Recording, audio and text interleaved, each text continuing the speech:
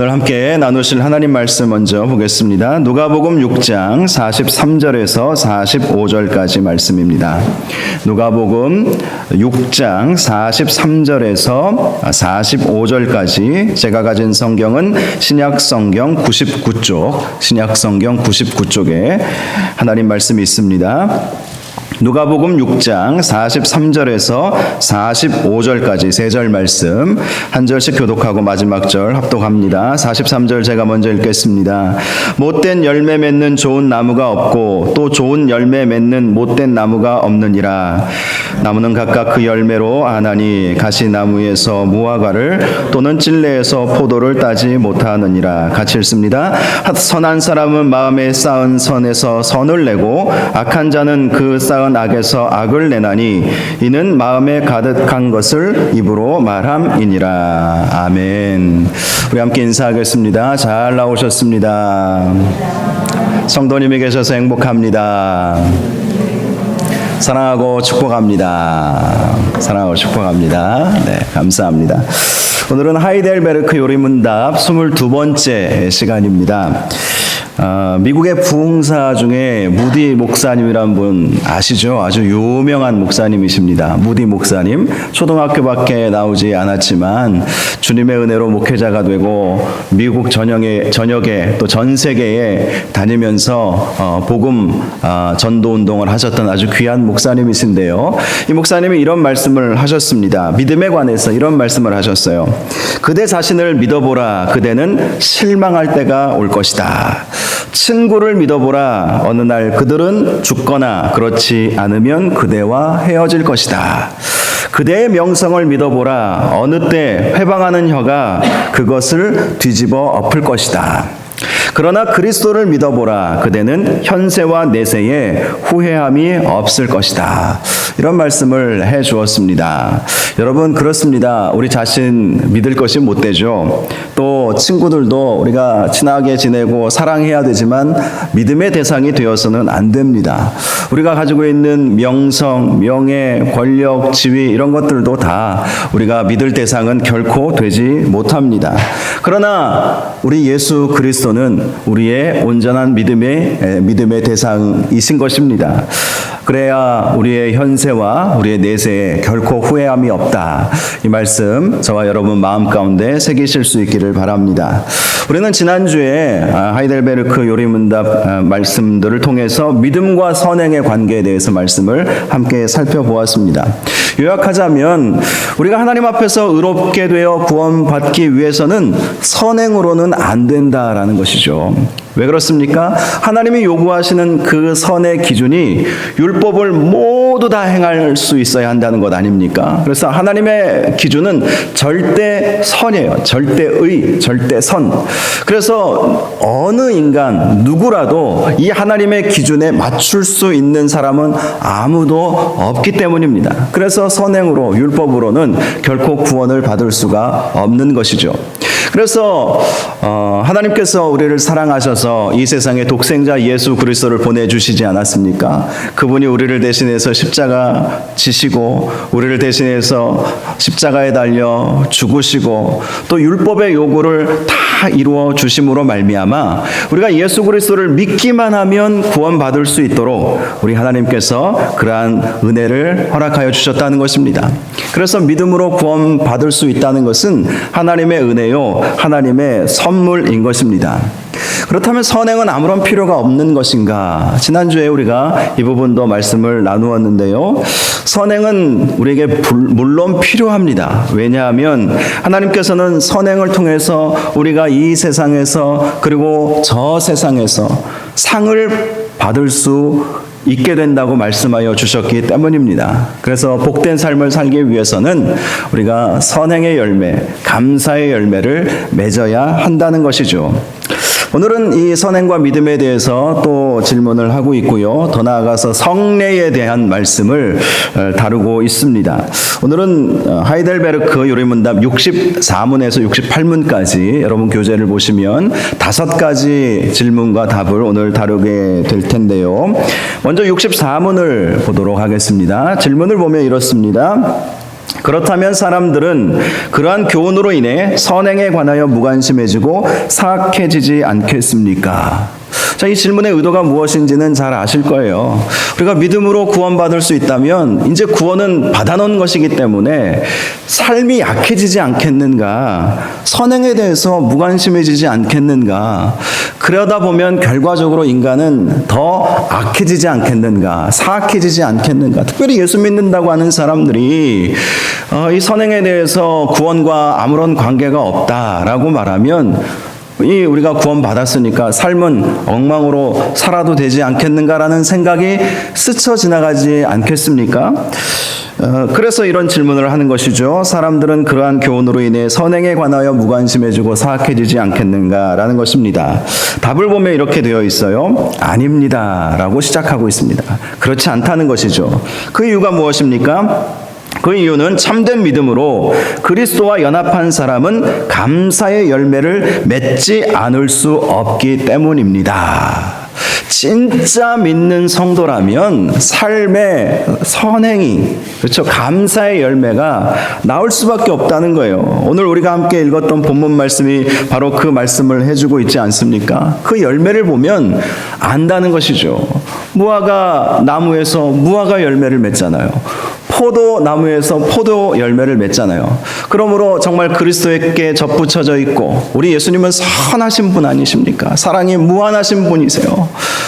우리 예수님은 정말 아버지의 마음을 품고 죄인이라도 돌아오기를 원하시는 정말 선한 마음을 가지고 계시고 선한 일을 얼마나 많이 하셨습니까? 가난한 자들, 또 불쌍한 사람들, 병든 자들, 귀신 들려서 고통당하는 자들, 그들을 찾아가셔서 복음의 말씀을 전해주시고 그들의 필요를 채워주시고 또 그들의 병들어 아파 신음할 때는 그 모든 질병들을 고쳐주시는 선한 일들을 참 많이 하시지 않았습니까? 그래서 우리가 그리스도께 접붙여져 있다. 그리스도께 접붙여져 있다는 것은 예수 그리스도를 믿는 그리스도 안에 있는 것을 말하는 것이잖아요. 그래서 그리스도 안에 그리스도께 접붙여져 있다면 예수 그리스도께서 이 세상에서 우리에게 보여주신 그러한 선한 삶을 살 수밖에 없다라는 것입니다. 즉 좋은 열매 맺는 못된 나무가 없고 또 좋은 열매 맺는 못된 나무가 없고 또 나쁜 열매 맺는 좋은 나무가 없다. 그래서 이런 말씀을 해 주시는 것입니다. 그 사람의 모습을 보면 그 사람이 정말로 믿음 있는 사람인지 없는 사람인지 다 보여지게 된다는 것입니다. 그래서 참된 믿음, 그리스도와 연합한 참된 믿음을 가진 사람은 선행을 하라 마라 강조하지 않아도 선한 삶을 살려고 노력하게 되어 있어요. 그래서 야고보 사도가 우리의 믿음이 행함이 있는 믿음이어야 살아있는 믿음이라고 말씀하고 있지 않습니까? 살아있는 믿음이라면, 진짜 믿는 성도라면 우리의 삶에서 강조하지 않아도 우리의 삶에서 선한 열매를 많이 맺으며 살아갈 수 있다는 것입니다. 물론 완벽하게 선을 이룰 수는 없겠죠. 완벽하게 이룰 수 있다면 하나님은 선행을 통해서 구원받을 수 있다고 말씀하셔 주셨을 거예요. 완벽하게 이룰 수는 없지만 그럼에도 불구하고 예수 믿는 성도들은 노력하게 되는 것이죠. 선하게 살려고, 좋은 생각을 가지고, 그리고 정말 좋은 마음을 품고 뭘 하나라도 어려운 사람들을 보면 도와주려고 하고 그런 삶의 열매를 맺지 않겠습니까? 그래서 오늘 이 질문과 답을 보면 그것은 우려라는 것입니다. 선행을 강조하지 않는다 해서 선행을 하지 않고 악해지지 않겠는가? 그것은 쓸데없는 걱정이다. 이렇게 말을 하고 있는 것입니다. 65문을 보면 이렇게 되어 있습니다. 당신은 믿음으로 말미암아 그리스도와 그의 축복에 참여하고 있다고 고백합니다. 그렇다면 그 믿음은 어디서 오는 것입니까? 다시 이제 믿음에 대해서 우리가 다시 한번 정리하는 질문이라고 할 수 있습니다. 자, 이 질문은요, 우리가 어떠한 과정을 통해서 믿게 되는지, 이 믿음으로 우리가 의롭게 되고 이 믿음으로 구원받을 수 있게 되는데 어떤 과정으로 우리가 믿게 되는지에 대한 질문인 것입니다. 답을 우리 같이 한번 읽어보면 좋을 것 같아요. 우리 답을 같이 한번 읽어보겠습니다. 시작. 성령께서 거룩한 복음의 설교를 통하여 우리 마음에 믿음을 넣어주시며 거룩한 성례를 사용하시어 그 믿음을 강하게 하십니다. 자, 이 내용을 보면 믿음을 주시는 주체가 성령님이심을 알 수가 있죠. 성령께서라고 주어가 성령으로 나와 있습니다. 자, 성령께서 우리를 도와주셨기에 우리가 믿을 수 있게 되었다는 거예요. 내 힘으로 내가 믿게 된 것이 아니라 성령의 힘으로, 성령의 능력으로 성령께서 도와주셔서 우리가 믿음의 길로 나아갈 수 있게 되었다는 것입니다. 자, 특별히 성령 하나님께서 우리가 흔들리지 않는 믿음을 갖도록 하기 위해서 세 가지를 도우신다는 것을 알 수 있습니다. 첫 번째는 복음 설교의 말씀을 듣고 마음을 열고 반응하게 만들어 주시는 것이죠. 로마서 10장 17절 말씀 보시면 믿음은 들음에서 나며 들음은 그리스도의 말씀으로 말미암았느니라. 자, 이 믿음이라고 하는 것은 먼저 말씀을 들어야 돼요. 들어야 믿을 수 있습니다. 말씀을 듣지 아니하고서는 결코 믿음이 생길 수가 없어요. 베드로전서 1장 23절에도 너희가 거듭난 것은 썩어질 씨로 된 것이 아니요 썩지 아니할 씨로 된 것이니 살아있고 항상 있는 하나님의 말씀으로 되었느니라. 썩지 아니할 씨가 바로 살아있고 항상 있는 하나님의 말씀이라고 말씀하고 있습니다. 바로 하나님의 말씀으로 우리가 믿음을 시작할 수 있게 되었다는 거예요. 그래서 여러분, 우리의 믿음은 말씀을 통해서 풍성해지죠. 말씀을 우리가 계속 읽고 듣고 묵상하고 연구하고 훈련하고 또 말씀을 적용하고 말씀을 암송하고 이렇게 말씀 중심으로 살아갈 때에 우리의 믿음은 결코 흔들리지 않게 된다는 것입니다. 하나님은 목회자와 또 복음 전도자들을 통해서 복음 설교를 행하게 하시고 또 그 복음 설교를 들을 때 성령께서 역사하여 주셔서 그 말씀에 능력을 더하여 주시는 것이죠. 제가 이 자리에서 설교하고 있지만 제 힘과 제 능력으로 선포하는 것이 아니라 성령께서 도와주셔야 말씀의 은혜가 되는 거예요. 저도 그걸 늘 느낍니다. 성령께서 도와주시는구나. 성령께서 역사해 주시는구나. 이걸 느껴요. 그런데 어느 때는 제 마음도 식어지고 성령께서 좀 도와주시지 않는 것 같은 그런 마음이 들 때도 있어요. 성령의 역사라는 것이죠. 설교자에게도 성령 부어주시고 듣는 성도들에게도 성령 부어주셔서 성령께서 우리에게 믿도록, 그래서 우리가 성령이 아니고서는 예수를 주시라 할 사람이 없다고 말씀하고 있지 않습니까? 성령께서 말씀을 통하여 우리에게 믿음을 주신다는 것입니다. 다음에 성령께서 우리 마음에 믿음을 불어 넣어주신다고 이 답변에 나와 있습니다. 마음 가운데 성령께서 믿음을 부어 주시는 거예요. 우리가 말씀을 들으면 성령께서 그 들은 말씀을 통해서 믿도록 만들어 주시는 것이죠. 그래서 요한복음 3장 5절에 보면 사람이 물과 성령으로 나지 아니하면 하나님 나라에 들어갈 수 없느니라. 물과 성령으로 하나님 나라에 들어갈 수 있다고 말씀합니다. 하나님 나라에 들어갈 수 있는 사람은 구원받은 사람만 들어갈 수 있는 것이죠. 물에 대한 해석은 여러 가지 해석이 있는데 주로 물 하면 이 회개의 세례를 의미한다고 보고 있습니다. 자, 우리가 회개하여 세례받고 그리고 또 성령에 의해서 구원받을 수 있다라는 말씀이죠. 성령께서 믿도록 만들어 주신다는 거예요. 성령께서 우리의 마음을 감동시켜 주신다는 거예요. 그래서 에베소서 2장 8절에 너희는 그 은혜에 의하여 믿음으로 말미암아 구원을 받았으니 이것은 너희에게서 난 것이 아니요 하나님의 선물이라. 너희에게서 난 것이 아니다. 이 말씀을 우리는 주목해 볼 필요가 있습니다. 믿음이라고 하는 것은 내 결정에 의해서 믿게 된 것이 아니라는 것이죠.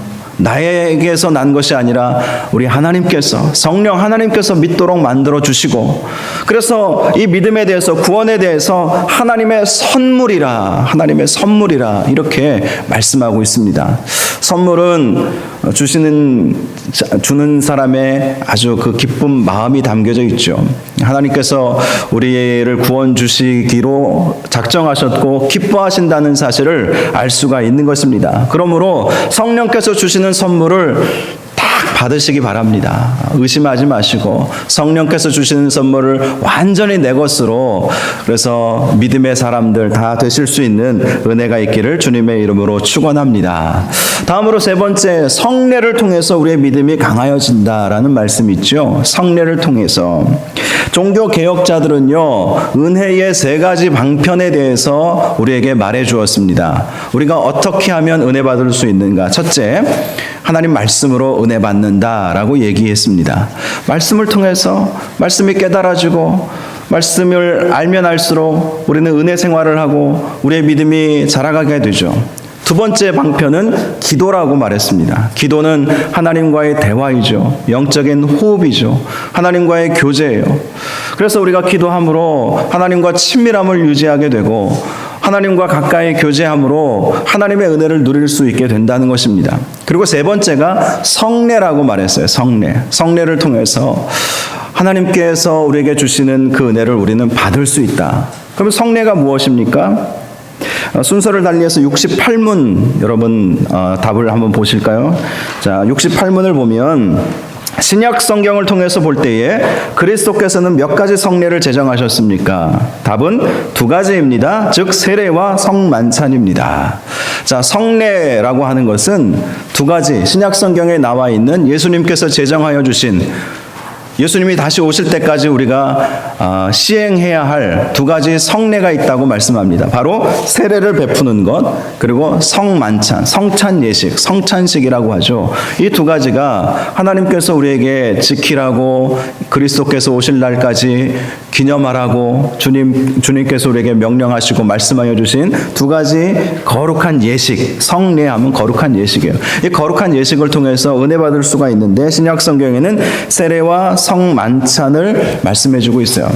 자, 세례에 대해서는 예수님이 이런 말씀을 하셨죠. 승천하시기 전에 마태복음 28장 20절 말씀을 보면 너희는 가서 모든 민족을 제자로 삼아 아버지와 아들과 성령의 이름으로 세례를 베풀고. 자, 제자들에게 명령하신 말씀입니다. 너희는 모든 민족에게 가서 아버지와 아들과 성령의 이름으로 세례를 베풀어라. 그래서 이 세례 베푸는 것은 하나님의 명령에 순종하는 것입니다. 그래서 교회들마다 성례를 베풀고 또 선교사님들도 선교지에서 예수 믿게 되면 그들에게 세례를 베풀지 않습니까? 자, 세례를 베풀도록 명령하셨다는 것이고, 또 누가복음 22장 말씀을 보면 예수님께서 유월절 만찬을 나누실 때 제자들과 떡과 잔을 나누시면서 이것을 행하여 나를 기념하라 명령을 하셨어요. 그래서 초대교회 때부터 이들은 예배가 끝나자마자 함께 떡을 떼고 함께 주의 이 성만찬을 나누면서 예수 그리스도를 기념하는 성찬식을 매주 했습니다. 오늘날은 여러 가지 이유로 성찬식을 매주 하지는 않죠. 중요하지 않아서가 아니라 어찌 보면 너무나도 중요하기 때문에 매일 하다 보면 형식적으로 흐를 수 있기 때문에 한국 교회에서, 또 아마 대부분 교회에서도 마찬가지일 것입니다. 특별하게 우리가 뭐 고난주간이라든지 부활주일, 또 추수감사주일 이런 절기를 중심으로 성찬식을 우리는 하지 않습니까? 너무나도 중요하기 때문에 혹시라도 그 의미가 희석되지 않도록 하기 위해서 그렇게 하는 것이죠. 자, 이렇게 성례를 통해서 은혜 받을 수 있도록, 또 믿음 가운데 굳건히 설 수 있도록 하나님께서 만들어 주셨다는 것입니다. 성례를 통해서 특별히 우리가 세례를 받으면 죄 씻음을 받고, 또 새가족들이 세례를 받는 모습을 보면서 과거에 우리가 처음 예수 믿고 은혜 받았던 때를 생각하지 않습니까? 그리고 또 성찬 예식을 통해서 예수 그리스도의 살과 예수 그리스도의 피를 기념하면서 예수 그리스도께서 나를 얼마나 사랑하셨는지 그 살과 피를 먹고 마심으로 그것을 다시 한번 느끼게 되고, 그러니 나 같은 죄인 살리신 주 은혜 놀라워라는 찬양이 절로 나올 수밖에 없는 거예요. 그래서 성례를 통해서 우리가 은혜 받을 수 있다는 것이죠. 자, 그렇다면 성례의 의미가 무엇인가? 자, 66문으로 다시 넘어가서 성례란 무엇입니까? 라고 질문하고 있습니다. 답을 긴데요. 답을 제가 읽어드리겠습니다. 성례란 우리 눈으로 볼 수 있는 거룩한 표시이며 날인입니다. 하나님께서 그것을 세우셔서 그것을 집행하는 우리들로 하여금 복음의 약속을 보다 명확하게 이해할 수 있게 하셨을 뿐 아니라 친히 자신의 약속을 보증하신 것입니다. 하나님께서 약속하신 복음은 이것입니다. 즉 은혜로 말미암아 그리스도께서 단번에 십자가에서 영원한 속죄를 드리심으로써 우리의 죄를 용서하시고 영생을 주시는 것입니다. 자, 내용을 보시면 아마 이해하기가 쉬우실 것입니다. 세례와 성찬, 이것은 우리 눈으로 볼 수 있는 거룩한 표시이고 날인, 도장 탁 찍는 것이죠. 너는 내 것이다. 너는 은혜로 구원받았다.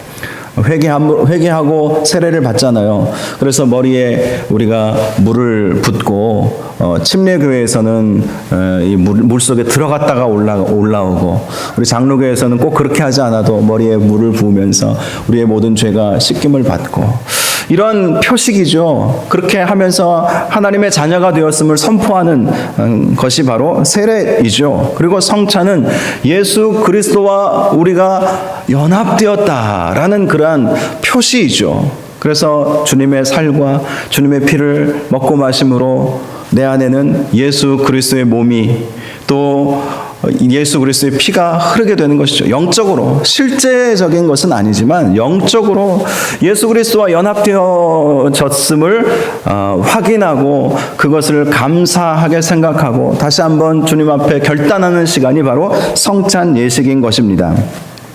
자, 사도행전 2장 38절을 보면 베드로 사도가 설교한 내용 중에 너희가 회개하여 각각 예수 그리스도의 이름으로 세례를 받고 죄 사함을 받으라. 그리하면 성령의 선물을 받으리니. 성령의 선물이라고 하는 것은 구원을 말하는 것입니다. 우리가 회개하고 세례를 받고 죄 사함을 받으면 구원의 은혜를 경험하게 된다. 그래서 세례가 참 중요합니다. 별것 아닌 것 같을지 모르겠어요. 그렇게 생각하실지 모르겠어요. 그러나 세례를 받아야 구원에 이룰 수 있습니다. 물론 위급한 경우에 마지막 순간에 예수님 고백하고 나의 주로 영접하고 그러고 나서 미처 세례를 받지 못했을 경우는 어떻게 하겠습니까? 저는 그런 경우라도 구원은 받을 수 있다고 믿습니다. 그러나 그래도 성경에 나와 있기 때문에 세례를 받고 죄사함을 얻어야 성령의 선물을 받을 수 있다고 말씀하고 있기 때문에 임종의 순간까지 목사는 성수통 들고 기다리고 있고 때로는 직접 찾아가 가지고 복음 초청하고 영접기도 시켜드리고 그리고 예수 믿겠다고 고백하면 이 말씀 때문에라도 바로 그 자리에서 병상 세례를 주는 것 아닙니까? 저는 여러 번 병상 세례를 베풀어 보았어요. 그럴 때마다 마지막 순간이라도 부끄러운 구원이지만 그렇게 세례받고 돌아가시는 분들의 그 표정을 보면 돌아가실 때 보면 이분이 천국 가셨구나 아니면 못 가셨구나 이게 느껴질 때가 있어요. 물론 제 경험이 제 느낌에 100% 다 맞는 것은 아니겠지만 정말 마지막 순간에라도 부끄러운 구원을 받아서라도 세례받고 정말 마음 편안하게 천국 가시는 분들을 보면 참 마음이 기쁘고 행복한 것을 저는 느꼈습니다. 세례가 참 중요한 거예요. 세례를 우리가 우리가 또 베풀어야 되고 또 세례 가운데 하나님의 은혜가 있기 때문에 새가족들 아직 세례 못 받은 새가족들이 있다면 우리 주변에서 권면하셔서라도 꼭 세례 받으실 수 있도록 그렇게 인도해 주시면 좋을 것 같습니다. 자, 그리고 고린도전서 11장 26절에 보면 성찬에 대해서 이런 말씀이 있어요. 너희가 이 떡을 먹으며 이 잔을 마실 때마다 주의 죽으심을 그가 오실 때까지 전하는 것이니라. 이 떡과 잔을 마시는 것이 예수 그리스도를 그가 오실 때까지 전하는 것이다. 이 먹고 마시는 것을 통해서 왜 이 그리스도를 전하는 것이 되겠습니까? 나와 그리스도가 연합되기 때문에 나를 통해서 그리스도가 드러나는 거예요. 이 연합되었기 때문에 내 안에서 이제 나는 죽고 예수 그리스도가 사는 것이죠. 그래서 이 성찬 예식을 통해서 나는 다시 한번 죽고 십자가 아래서 그래서 그리스도와 연합됨으로 말미암아 우리의 삶 자체가 이 복음 증거하는 그러한 삶을 살게 된다는 그러한 말씀을 해주고 있습니다. 이 세례와 성찬 예식은 너무나도 거룩한 예식이고 또 이것은 우리의 믿음을 확고하게 해주고 흔들리지 않게 해주는 하나님께서 주신 표식이고 날인이다. 너무나도 중요한 것이다. 이런 마음을 가지면 좋겠고, 지난 우리 부활절 때 성찬 예식을 우리가 했어야 되는데 코로나 때문에 제대로 모이지를 못해서 못한 것이 사실 너무나 마음이 아픕니다. 6월 달이라도 어느 정도 좀 안정이 되면 하반기 1년에 한 번만 하면 너무 좀 마음이 좀 서운하지 않겠습니까? 그래서 좀 해야 되겠다라는 마음을 가져요. 그리고 할 수만 있으면 더 하면 좋겠어요. 제 개인적인 생각은 그래서 어떤 교회들은 뭐 분기별로 하는 교회들도 있더라고요. 성찬식을 분기별로 이렇게 하는 경우들도 있고 뭐 매달 하는 교회들도 있긴 있지만 아무튼 많이 하면 할수록 결코 안 좋지는 않다. 이것이 은혜다라는 것을 성찬 예식을 통해서 우리에게 알려주고 있습니다. 자, 오늘 마지막 질문 67문입니다. 자, 그러면 말씀과 성례는 구원의 유일한 토대인 예수 그리스도의 십자가의 희생에 우리 믿음의 초점을 맞추는 것입니까? 자, 이 질문의 의도가 이거예요. 자, 말씀과 성례는 예수 그리스도 중심이 되는 것입니까? 라는 것이죠. 답이 뭡니까? 바로 그렇습니다. 바로 그렇습니다. 말씀과 성례는 예수 그리스도가 중심이 되는 거예요. 그리스도의 말씀으로 말미암느니라. 우리의 믿음은 그래서 그리스도의 말씀이에요. 그리스도의 말씀. 신약은요 오신 그리스도, 오신 예수님, 구약은 오실 예수님. 그래서 신구약 성경의 중심은 항상 예수 그리스도가 계셔야 하는 거예요. 저도 할 수만 있다면 말씀을 전할 때 그리스도 중심의 설교를 하려고 부단히 노력을 합니다. 왜냐하면 이 설교에서 그리스도가 빠지면 안 되거든요. 그리스도. 그래서 윤리적인 설교, 복에 대한 설교도 물론 때로는 우리에게 필요하지만 정말 예수 그리스도께서 빠진 설교, 십자가의 복음, 부활의 복음이 빠져버리면 정말 진정한 말씀이라고 사실은 볼 수 없는 것이죠. 성례도 우리가 예수 그리스도의 십자가의 희생에 초점을 맞추어야 하는 것이죠. 그래서 성례를 행할 때에 정말 예수 그리스도의 십자가와 그 사랑을 우리가 깨달아야 되는 거예요. 깨달아야 되는 거예요. 그래서 어떤 분은 이 성찬식 할 때 보통 이 화면에 예수님께서 순환당하시는 그 화면을 영상으로 보여주기도 하잖아요. 그래서 어떤 집사님이 그런 고백을 하더라고요. 1년에 2번씩 그 영상을 보면서 내가 6개월 동안 잘 믿었구나. 이걸 자기 스스로 점검하는 기회로 삼는데요.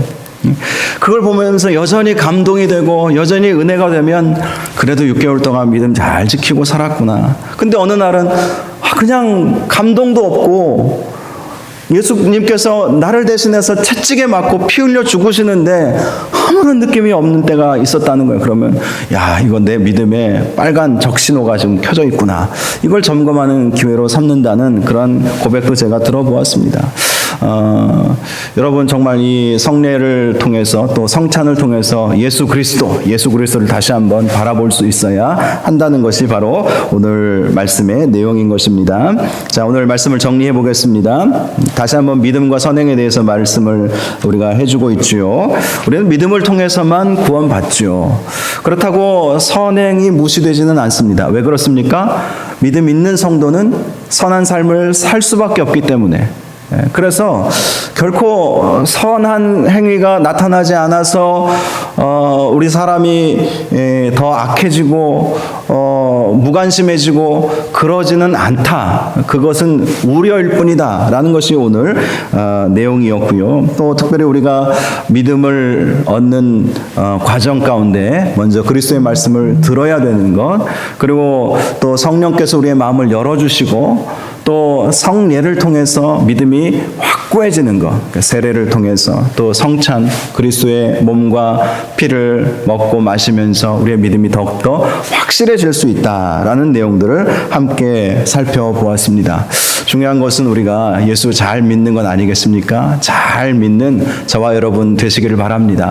우리가 잘 믿을 수 있도록 교회에서는 또 여러 가지 하나님께서 말씀하여 주신 대로 세례도 베풀고 성찬 예식도 하고 우리가 잘 믿기 위해서 또 말씀 공부도 하고 여러 가지 우리가 신경을 쓰고 있지 않습니까? 우리가 정말 주 안에서 신앙생활 잘하셔서 끝까지 믿음 지키시고 끝까지 또 선한 삶을 살려고 노력하심으로 이 땅에서도 하나님의 은혜를 누리고 하늘에 더 많은 상급을 쌓는 저와 여러분들 다 되시기를 주님의 이름으로 축원합니다. 기도하겠습니다. 거룩하고 존귀하신 아버지 하나님, 오늘 귀한 말씀 우리에게 허락하여 주시니 감사합니다. 오늘 말씀이 우리 평생에 축복되는 귀한 말씀 되게 하여 주옵시고 특별히 믿음으로 사는 저희들 되게 하시고 또 선행으로 많은 복을 누리는 저희들 되게 하시고 성령께서 우리에게 주신 귀한 믿음이라고 하는 선물 끝까지 잘 간직하여서 믿음으로 승리하는 저희 모두가 될 수 있도록 축복하여 주시옵소서. 예수님의 이름으로 기도하옵나이다. 아멘.